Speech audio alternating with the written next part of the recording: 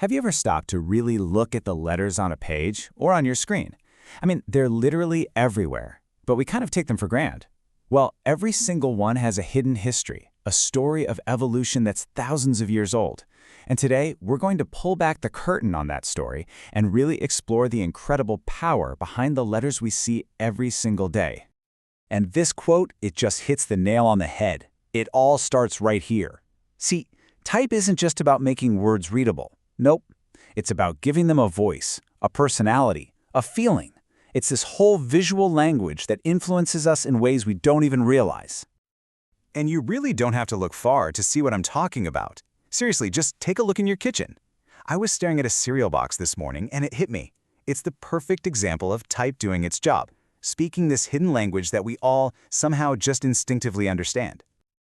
I mean, think about it. On just one box, you've got so much going on. That classic fancy-looking font for the brand name, it feels traditional, trustworthy, right? Then you see a big, blocky font for the word original, and it tells you, hey, this is the real deal. A clean, simple font for a new low price feels fresh and modern. And that super tall, all-caps font yelling high fiber? Well, it's doing exactly what it was designed to do, scream for your attention. Every single one has a mission.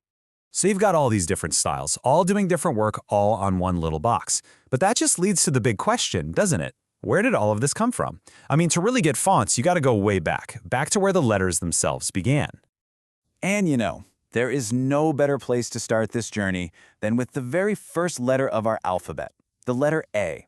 Its story is absolutely wild, and it didn't start as a sound at all. It actually started as a picture. It all started right here with the ancient Phoenicians. Now for them, the ox was a huge deal. It was a symbol of strength, it was food, it was their tractor. So when they were creating one of the first alphabets, it just made sense that a picture of an ox's head would be their very first character. But you know, drawing a detailed ox head every time you need an A sound, it's not very efficient. So over time, that drawing got simplified into this more abstract symbol. They called it aleph, which was literally their word for ox. And if you kind of tilt your head, you can still see the horns there.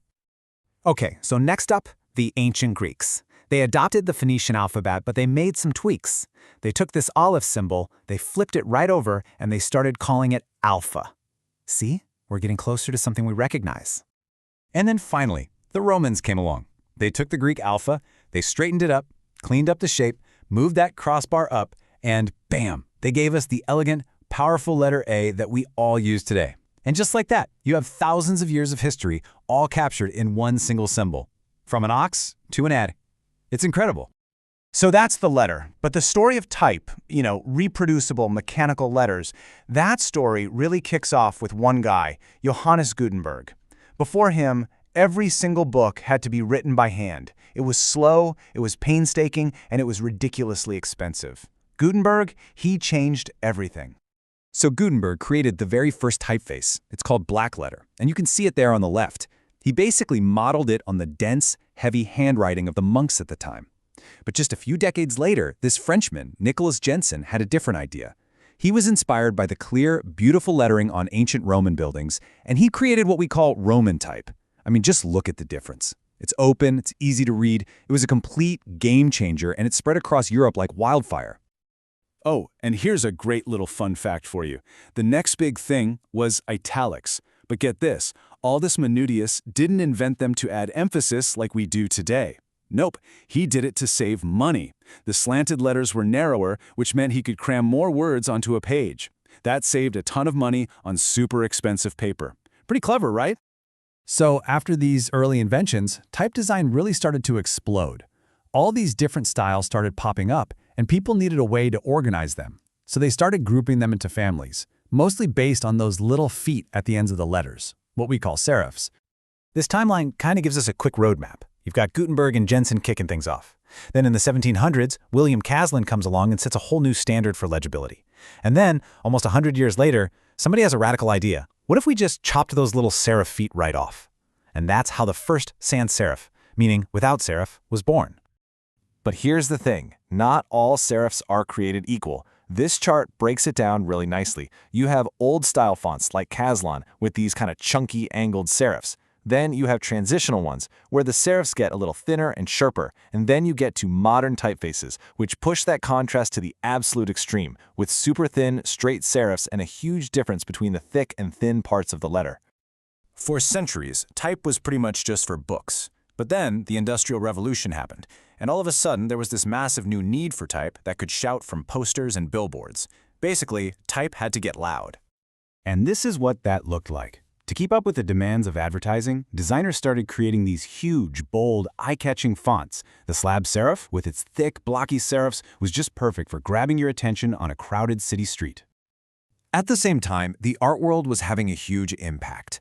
On one end of the spectrum, you had movements like Art Nouveau, which was all about these ornate, decorative, flowing letters. But on the complete opposite end, you had the Bauhaus school, which was all about stripping everything down to its simplest geometric shapes. And that minimalist way of thinking gave us massively influential typefaces, like Futura. And that clean, modernist style really reached its peak in 1957 with the creation of Helvetica. I mean, its goal was revolutionary in its simplicity. Just create a perfectly neutral, perfectly clear typeface for the modern world. And boy, was it successful. It became one of the most widely used fonts on the entire planet, shaping the look of countless companies and public spaces for decades. From Gutenberg's metal blocks to giant wooden letters for posters, the technology of the day has always shaped what our letters look like.